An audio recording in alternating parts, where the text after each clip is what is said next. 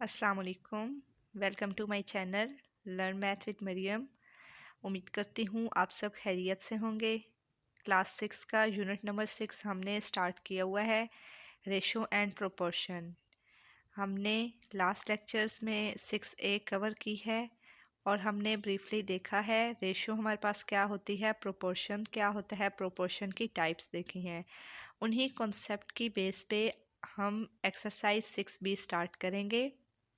Start करने से पहले अगर आप मेरे चैनल पे न्यू हैं तो मेरे चैनल को लाइक करें, सब्सक्राइब करें और बेल आइकन को प्रेस करें ताकि हर आने वाली न्यू वीडियो आप तक पहुंच सके। स्टार्ट करते हैं। Question number 1, fill in the blank.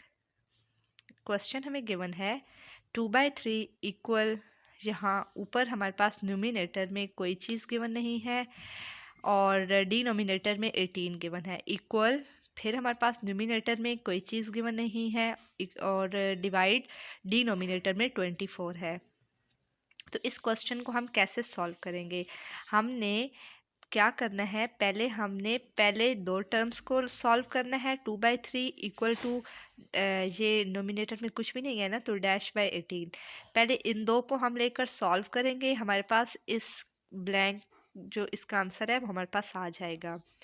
फिर हम जब इसका आंसर आ जाएगा, नोमिनेटर में वैल्यू आ जाएगी, तो फिर इन दो टर्म्स को लेकर हम चलेंगे और थर्ड के साथ हम इसे सॉल्व करेंगे। ऐसे है कि ए बी सी, पहले ए और बी को सॉल्व करेंगे फिर बी और सी को सॉल्व करेंगे। चलें अब देखते हैं। 2/3 इज इक्वल टू, अब जिस चीज़ की वैल्यू हमें नहीं पता होती तो हम लेट कर देते हैं कि वो चीज़ x है। x का मतलब है कि हमने इस चीज़ की वैल्यू फाइंड करनी है। x/18 हमने लास्ट लेक्चर में देखा था क्रॉस प्रोडक्ट। तो क्रॉस प्रोडक्ट क्या होता है? 2 को 18 से मल्टीप्लाई करना और 3 को x के साथ मल्टीप्लाई करना। 2 को 18 के साथ, 3 को x के साथ, जो हमारे पास क्रॉस प्रोडक्ट है। x की वैल्यू फाइंड करनी है, 3 मल्टीप्लाई हो रहा है, दूसरी साइड जाकर डिवाइड हो जाएगा। तो हमारे पास क्या आएगा? x की वैल्यू 12 आ जाएगी। तो हमारे पास जो हमने पहली दो टर्म्स को लिया है, तो 18 के नोमिनेटर में क्या आएगा, हमारे पास क्या वैल्यू आई है? हमारे पास 12 आया है। आंसर 12। अच्छा, नेक्स्ट अब 12/18 इज इक्वल टू -24। अब लेट करेंगे कि उधर हमारे पास x है, x की वैल्यू फाइंड करनी है। दोबारा हम इसे क्रॉस प्रोडक्ट करेंगे, 12 को 24 के साथ, 18 को x के साथ। 18 मल्टीप्लाई हो रहा है, दूसरी साइड आकर डिवाइड होगा, x की वैल्यू आ जाएगी। कैसे आएगी? इसकी हम कटिंग करते हैं। 2 6 जार 12, 2 9 जार 18, 3 3 जार 9, 3 8 जार 24 और 3 2 जार 6। 8 2 टाइम्स 16। तो हमारे पास x की वैल्यू है वो 16 आई है। तो 24 का नोमिनेटर हमारे पास क्या आया है? वो हमारे पास 16 आ गया है। इस क्वेश्चन की आपको समझ आई है? इस क्वेश्चन में हमने क्या किया है बेसिकली कि हमने पहली दो टर्म्स को सॉल्व किया है, तो इस लेट कर दिया था। जिस चीज़ की वैल्यू ना पता हो तो लेट करते हैं, वो चीज़ x है। फिर x की वैल्यू आ गई, फिर हमने दूसरी और तीसरी टर्म को लेकर सॉल्व किया है, फिर इसको हमने लेट किया था, x लेट किया है, फिर x की वैल्यू हमारे पास 16 आ गई। नेक्स्ट क्वेश्चन है 2/7 इज इक्वल टू 6 डिनोमिनेटर में कुछ नहीं है और इज इक्वल टू नोमिनेटर फिर खाली है, मतलब इसकी वैल्यू फाइंड करनी है, डिवाइडेड बाय 63। तो हम पहली दो टर्म्स को लेंगे, 2/7 और 6/x को ले लेंगे, x की वैल्यू फाइंड करनी है इधर। अच्छा, फिर हम इसमें क्रॉस प्रोडक्ट करेंगे, 2 को x के साथ मल्टीप्लाई, 7 को 6 के साथ। x की वैल्यू फाइंड करनी है, 2 मल्टीप्लाई हो रहा है, इधर आकर डिवाइड हो जाएगा। 2 3 टाइम्स 6 और 3 7 जार 21। ये 2 3 जार 6, 3 7 जार 21। इधर हमारे पास क्या वैल्यू आ गई है? 21। अब हमने 6/21 और इज इक्वल टू x/63 को हमने सॉल्व करना है। अगेन क्रॉस प्रोडक्ट हम करेंगे, 6 को 63 के साथ, 21 को x के साथ। अब हमने क्या किया है कि 20x की वैल्यू फाइंड करनी है, 21 मल्टीप्लाई हो रहा है, डिवाइड आके हो जाएगा। 21 3 टाइम हमारे पास क्या होता है 63 और 6 3 टाइम हमारे पास 18 आ गया। सेम वही प्रोसीजर है, बस इसको हमने सॉल्व करना है। एक्स की वैल्यू फाइंड किया है, इधर हमारे पास क्या आ गई है 18। नेक्स्ट है 0.1 डिवाइडेड बाई 0.6। अब ये डेसिमल फॉर्म में आ गई है, पॉइंट में वैल्यू आ गई है। Is equal to 2 by x और is equal to x by 24। यहाँ पर डिनोमिनेटर और इधर न्यूमिनेटर में हमने वैल्यू फाइंड करनी है। अगेन पहली दो टर्म्स को लेंगे, 0.1 divided by 0.6 is equal to 2 by x. 0.1 को x के साथ क्रॉस प्रोडक्ट किया और 0.6 को 2 के साथ मल्टीप्लाई किया। अब हम क्या करते हैं कि 0.1 मल्टीप्लाई हो रहा है, जहाँ कर डिवाइड हो जाएगा। अब 2 मल्टीप्लाई 0.6, पॉइंट ख़त्म किया, 1 आ गया, पॉइंट के बाद जितनी वैल्यूज़ हैं उतने ज़ीरो लगाए, तो हमारे पास क्या आ गया 10 आ गया। इसी तरह 0.1 का क्या आ गया 1/10। तो हमारे पास जब डिवाइड में हमारे पास फ्रैक्शन में आता है, इससे हम जब ऊपर वैल्यू लेकर जाते हैं तो हमारे पास ये रिवर्स हो जाती हैं। 2 मल्टीप्लाई 6/10, अगर इसे हम 1/10 को ऊपर लेकर जाएंगे तो हमारे पास ये ऊपर नीचे वैल्यू होंगी, रिवर्स होंगी, मल्टीप्लाई 10/1 हो जाएगा। 10 10 से कैंसिल हो जाएगा और 6 2 टाइम हमारे पास 12 आ जाएगा आंसर। अब हमारे पास ये किसकी वैल्यू है 12, ये हमारे पास 2/12। अब हमने 2/12 is equal to x by 24 को सॉल्व करना है। तो 2 को 24 के साथ मल्टीप्लाई करें, 12 को x के साथ हमने मल्टीप्लाई करना है, x की वैल्यू फाइंड करनी है, 12 इधर आकर डिवाइड हो जाएगा। 12 हमारे पास 2 टाइम 24 होता है, 2 को 2 के साथ मल्टीप्लाई करें तो हमारे पास 4 आ जाता है। तो हमारे पास x की वैल्यू क्या आ गई है, हमारे पास x की वैल्यू हमारे पास 4 आ गई है। ये हमारे पास x की वैल्यू 4 आ गई है। नेक्स्ट क्वेश्चन नंबर 4 है 3/5 is equal to 1.2 by x is equal to x by 4/5। तो इधर डिनोमिनेटर की वैल्यू फाइंड करनी है, इधर न्यूमिनेटर की वैल्यू फाइंड करनी है। तो 3/5 पहली दो टर्म को लेंगे, 1.2 डिवाइडेड बाई एक्स। तो इसमें हम क्रॉस मल्टीप्लाई करेंगे, 3 को x के साथ, 5 को 1.2 के साथ। तो x के साथ 3 है, 3 मल्टीप्लाई हो रहा है, इधर आकर डिवाइड हो जाएगा। लास्ट क्वेश्चन में हमने जिस तरह किया है सेम उसी तरह करना है। 5 मल्टीप्लाई बाय 12/10 और डिवाइड क्या किया 3।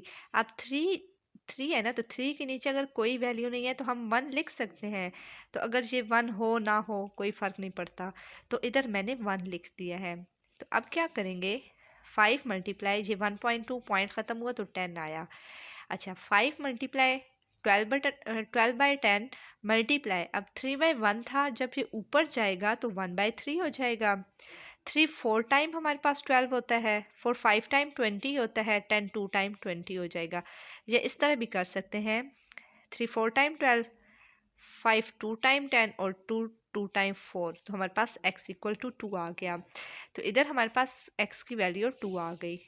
अब नेक्स्ट है 1.2 divided by 2 is equal to x by 5/4। तो हम क्या करेंगे, क्रॉस मल्टीप्लाई 1.2 को 5/4 से, 2 को x के साथ, 1.2 को 5/4 और x को 2 के साथ, 2 इधर मल्टीप्लाई हो रहा है, 2 इधर आकर डिवाइड हो जाएगा। दूसरी अभी क्या करते हैं, अभी इसके साथ वैसे डिवाइड होगा। अच्छा 1.2 पॉइंट ख़त्म किया तो इधर हमारे पास 10 आ गया, 5/4 आ गया और x मल्टीप्लाई 2। अच्छा इधर 4 की हमने कटिंग की है, 4 को 3 से मल्टीप्लाई किया, 4 3 टाइम 12, 3 5 टाइम 15/10। अब इधर 2 हमारे पास डिवाइड हो जाएगा। 5 के टेबल से कटिंग की है, 5 2 टाइम 10, 5 3 टाइम 15, तो 2 2s आर 4 आ गया, 2 2s आर 4 और ऊपर 3 3/4 x। तो दूसरी हमारे पास x की क्या वैल्यू आ गई है 3/4। 3/4 हमारे पास x की वैल्यू आ गई है, इसको जब हमने सॉल्व किया। नेक्स्ट इसी तरह सेम हमारे पास क्वेश्चन है x/5 और 1/4, इसको करते हैं। तो क्रॉस मल्टीप्लाई x को 4 के साथ, 1 को 5 के साथ किया है, 5 को 1 के साथ। अच्छा इधर x इधर 4 मल्टीप्लाई और इधर आकर डिवाइड हो जाएगा, 5/4 आ गया है हमारे पास। ये बिल्कुल सिंपल सा है, हमारे पास 5/4 आ गया हमारे पास। नेक्स्ट 1/4 को और 0.5 ओवर एक्स को लेंगे। 1 को एक्स के साथ मल्टीप्लाई किया, 4 को 0.5 के साथ, तो 1 इसके साथ मल्टीप्लाई हो ना हो 1 इधर डिवाइड हो जाएगा। 4 मल्टीप्लाई 0.5 पॉइंट ख़त्म किया, 10 आ गया। 2 का टेबल से डिवाइड करेंगे, 2 2s आर, ये हमारे पास 2 2s आर 4, 2 5s आर 10। फिर 5 को 5 से कटिंग करेंगे तो हमारे पास हमारे पास एस एक्स इज इक्वल टू 2 आ जाएगा हमारे पास आंसर।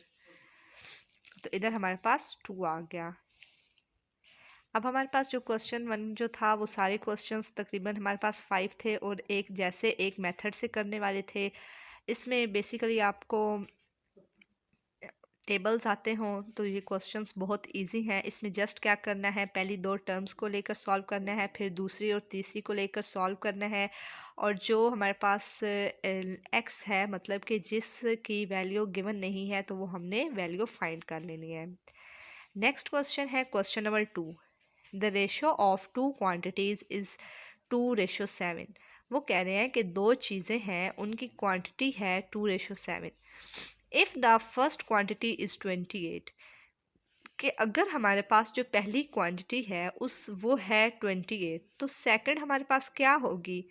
जब हमने कोई चीज़ फाइंड करनी होती है तो हम उसे लेट करते हैं कि वो x है। हम अच्छा पहले है ratio of two quantities is 2:7, first is 28, second find करनी है तो हम लेट करेंगे कि जो सेकंड है वो x है। तो क्या करेंगे, 2:7, ये प्रोपोर्शन का साइन हमारे पास होता है, मींस इक्वलेंट। तो फर्स्ट क्वांटिटी 28 है, सेकंड फाइंड करनी है तो x आ जाएगा।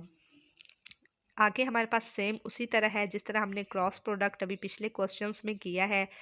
2:7 को 2/7 कर देंगे, प्रोपोर्शन को ये हम इक्वल के साइन में चेंज करेंगे, और 28/x क्रॉस मल्टीप्लाई किया, 2 को x के साथ, 7 को 28 के साथ।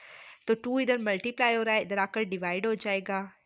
कटिंग करेंगे, 2 1 टाइम 2, 2 4 टाइम 8, 14 को 7 से मल्टीप्लाई करें तो x इज इक्वल टू 98। तो हमारे पास जो सेकंड क्वांटिटी होगी वो हमारे पास क्या होगी, 98। अब हमारे पास जो क्वेश्चन नंबर 3 है वो क्या है, the ratio of two quantities is 7:12। हमारे पास दो क्वांटिटीज़ की जो रेशो है वो 7:12 है।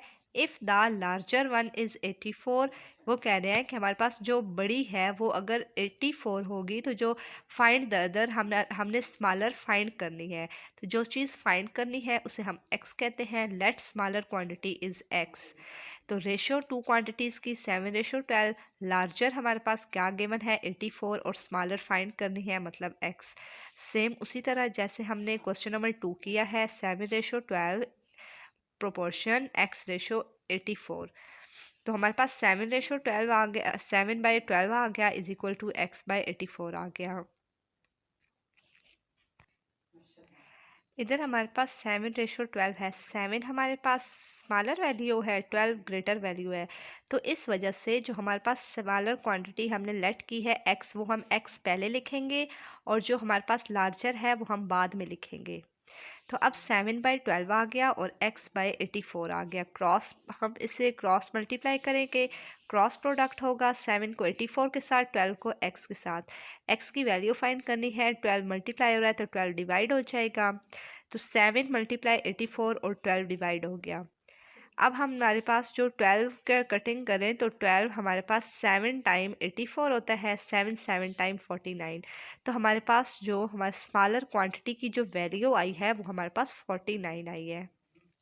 इसमें क्या था कि हमारे पास जो दो क्वांटिटीज़ की रेशो 7:12 थी, तो हमें एक लार्जर दी हुई है 84, स्मॉलर फाइंड करनी है। तो इस मेथड से जिस तरह हमने क्वेश्चन 2 किया है, इजीली हमने ये सॉल्व कर दिया है क्रॉस प्रोडक्ट के ज़रिए। और जो x अननोन वैल्यू थी स्मॉलर, उसकी वैल्यू 49 हमने फाइंड की है। नेक्स्ट है हमारे पास, in school A 275 out of 300 students received an A grade. कि हमारे पास एक स्कूल है, स्कूल का नाम उन्होंने कह दिया है ए। एक स्कूल है ए जिसमें 300 स्टूडेंट में से 275 स्टूडेंट्स ने ए ग्रेड लिया है, और एक स्कूल है बी। दो स्कूल हैं, एक ए है एक बी है। जो अब बी है उसमें 150 स्टूडेंट्स में से 120 स्टूडेंट्स ने ए ग्रेड लिया है। तो अब हमने बताना है which of the two schools has a better record, कि इन दोनों स्कूल्स में से अच्छा रिकॉर्ड किस स्कूल का है। अब हम करेंगे इन स्कूल ए 275 आउट ऑफ 300, 275 300 में से 275 स्टूडेंट्स थे ना जिनका एक ग्रेड था, तो 275 डिवाइडेड बाय 300 करेंगे तो हमारे पास 275 रेशो 300 हमारे पास आ गया।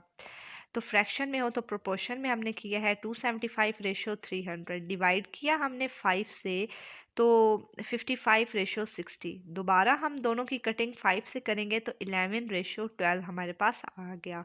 तो स्कूल ए की जो हमारे पास है वो 11 रेशो 12 आया है। और स्कूल बी का आप देखते हैं 120 आउट ऑफ 150, तो 120 डिवाइडेड बाय 150, 120 रेशो 150, 0 0 से कटिंग हो गया, 3 से कटिंग करें 4 रेशो 5। अब तो ये हो गया कि दो स्कूल्स का हमने बताया है कि इतने स्टूडेंट्स में से इतने जो बच्चे हैं उन्होंने ए ग्रेड लिया है। अच्छा, अब हमने क्या बताना है कि किस स्कूल का अच्छा रिकॉर्ड है। स्कूल ए का हमारे पास क्या आया था, 11 रेशो 12 आया था ना, तो 11 रेशो 12। स्कूल बी का हमारे पास क्या आया है, 4 रेशो 5। तो हम 11 को डिवाइड करेंगे 12 के साथ, इक्वल टू 4/5, क्रॉस मल्टीप्लाई हम करेंगे 11 को 5 के साथ और हम करेंगे 12 को 4 के साथ, 55 इज इक्वल टू 48। तो हमारे पास किसका आंसर बड़ा है, 55 बड़ा है ना, तो हमारे पास ये किसका है, स्कूल ए का है। तो स्कूल ए जो है उसके जो रिकॉर्ड है वो बेटर है। बहुत इजी हमारे पास ये क्वेश्चन था। इसमें क्या था कि हमारे पास दो स्कूल्स थे। एक स्कूल था जिसमें 300 स्टूडेंट्स में से 275 का ए ग्रेड था, इसको हमने पहले सॉल्व किया है।